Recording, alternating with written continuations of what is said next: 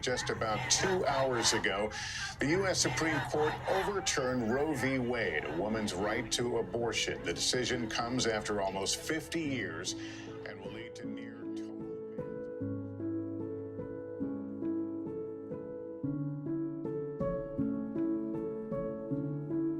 So my name is Lauren Brunzell. I am the statewide organizing director for the Florida Alliance of Planned Parenthood Affiliates and currently the campaign manager from the Florida Planned Parenthood PAC. I am living in Tallahassee right now. I'm mostly from Florida. I've been here since I was about 12 years old. And most of my time volunteering and in my career has been working in reproductive rights. So my name is Allie Walczek. My pronouns are she, her, hers, and I am the Tallahassee Regional Organizer for Planned Parenthood of Southeast and North Florida. I've been working for Planned Parenthood. Actually, I just celebrated my 1-year anniversary of working for Planned Parenthood at the end of September. So Planned Parenthood is an organization that's super important.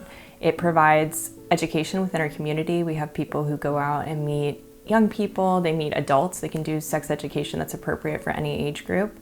And that includes, I think there's a lot of misinformation about what sex education looks like for younger people, 3rd, 4th, 5th grade. We hear this come up a lot. That's teaching people about puberty and making sure that they have the information they need to feel comfortable and safe in their bodies.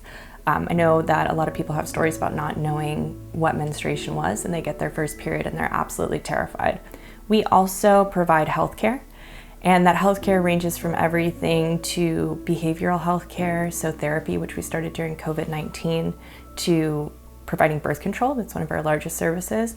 And it also includes abortion, which is something incredibly important that we offer. It's healthcare that's being limited throughout the United States. So it's something that I'm really proud that we do. And I work in our advocacy department, which is mostly focused on protecting access to abortion because that's where we see our biggest legislative challenges. So all of our forms of care are still offered, abortions up to 15 weeks, and then everything else that we do as a health center, which would be providing birth control, STI testing, and everything else, HRT, super important. All the things that we do are still happening, just abortions up to 15 weeks.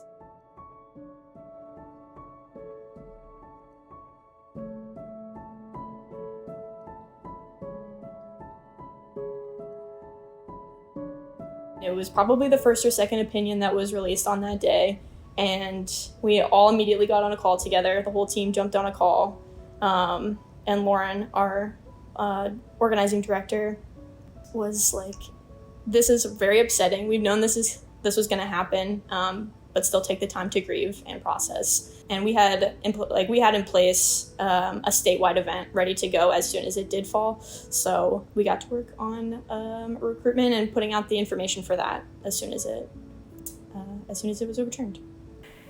And since we did not expect that decision to come in early May, it felt both incredibly chaotic and also like potentially we were given a point to mobilize and to get people aware and hopefully influence the courts before the actual official decision. I absolutely cried when I heard, and I didn't expect it to impact me so much because we did know that it was coming for so long. But when it actually happens, it's very scary. It was hard. And I think I said this in the event too, that I had never lived in a world without it, and I never expected to. And so when it was overturned, it was a big shock and a big revelation of what the world actually is. So we've had reports of people finding out they were pregnant and they live in Texas and they got into their car and drove to Florida without an appointment available to them because they knew that they weren't going to be able to access care there. And we are seeing instances of people being turned away and having to travel to Illinois if they're post 20 weeks, which is disgusting. That is so far away. If you are over 15 weeks, right now your closest access point is North Carolina. And states don't have the capacity to hold all of the people from the entirety of the South. So 2 states can't do that. And so coordinating that with our health centers that perform abortions, which is not all of them, which is just a select number of them throughout the state, and then coordinating that with our providers that are not at each health center every day. They travel between them, and just trying to get as many patients in as possible. That's probably been the most difficult thing, but they've been preparing for that in addition, for months also. Right now, if you want to access an abortion in Florida, you have to go talk to your abortion provider, your doctor, and then you have to go home and think about what you've done, and then you come back to that same doctor. So it has to be the same doctor, which makes scheduling a nightmare, because that means actually many times the delay can be over 24 hours depending on doctor schedules and when they're available.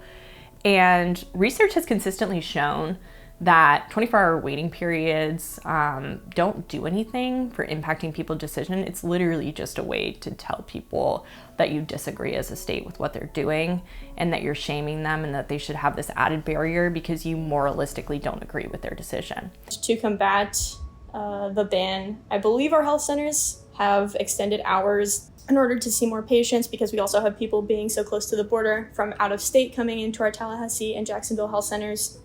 I believe our providers are working more days and traveling between health centers more frequently than they were, just to see as many patients as possible.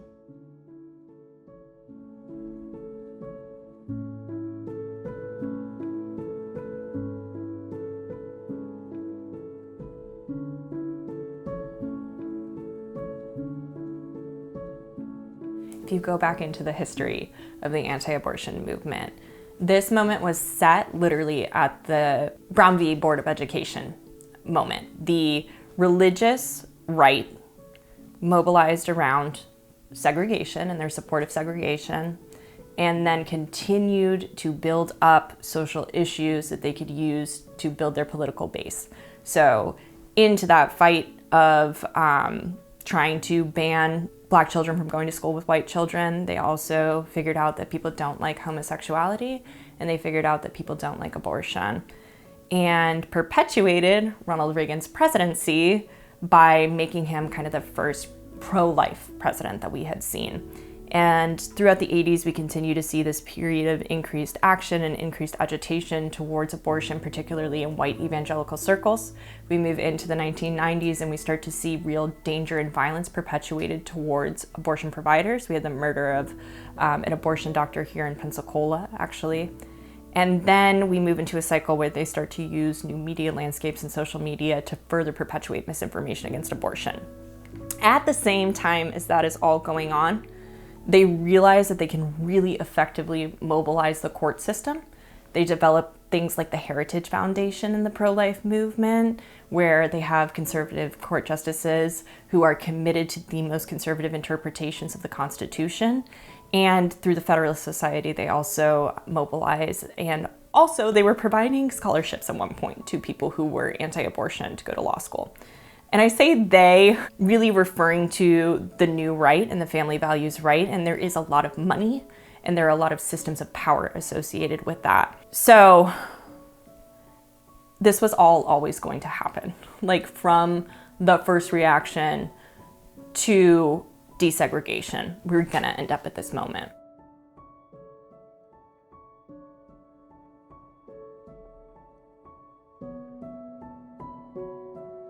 If we lose one more Senate seat, the Republicans will have a supermajority and that they will be able to pass anything that they want, and we will not be able to stop it. In the past, we have had the ability to stop things or delay things, and that's usually what we try to do throughout legislative session.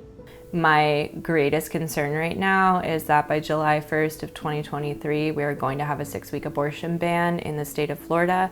I also think North Carolina is at risk. We just saw a 20-week abortion ban passed in North Carolina. And again, if access in Florida, which serves 80,000 patients a year, and if access in North Carolina falls, there is no abortion access in the South anymore.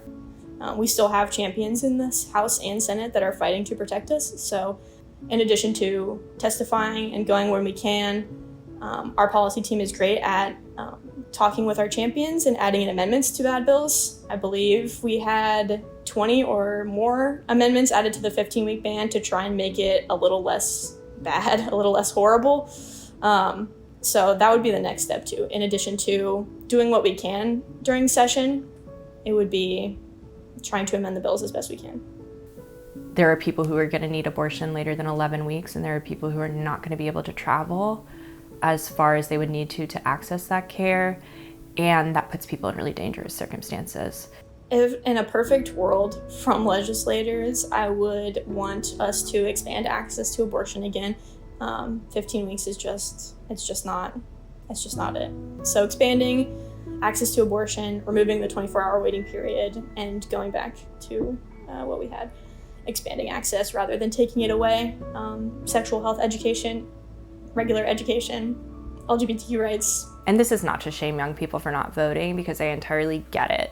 And it feels bad to put your weight behind people who don't fully represent your interests. The reality is that we are up against a voting bloc that is more homogenous than us, and that cares about voting in a very different way and thinks of it as a strategic move and 5 minutes out of their day. And both millennials and Gen Z, I see a tendency towards, particularly in progressive movements, the idea that a vote has to be an absolute endorsement, and it's not. Voting isn't everything, but we're getting our asses handed to us in elections, and we know what turnout looks like, and we know that we need to turn out more, particularly folks under the age of 35, because we tend to represent more progressive values, and we're not turning out at the same rates. Just like disentangle the ideology from voting and like treat it as something that is literally a form that you can have mailed to your house. You fill it out and you send it back, and it takes 2 minutes. Or you go to your early voting location and it takes 2 minutes. The final thing that I would say, being really aware of information on self-managed abortion, on abortion legislation in your area, and being really aware of who, if you have a friend or yourself who gets pregnant and has an unwanted pregnancy, what is the game plan, and how are you going to make sure that that person can access care? What are the resources that are available to you? What are the roadblocks in place, and what tools do you need in order to obtain that care? So at a base level, for folks who aren't able to or interested in volunteering their time, and I think most young people are not able to give funds, those are the main things that I would do. Disentangle voting from a deep moral black and white standpoint of being good versus bad. Think of it in the same way that our opposition thinks of it, which is just moving a chess piece, and make sure you know all of your resources available to you and people around you for accessing care. Absolutely.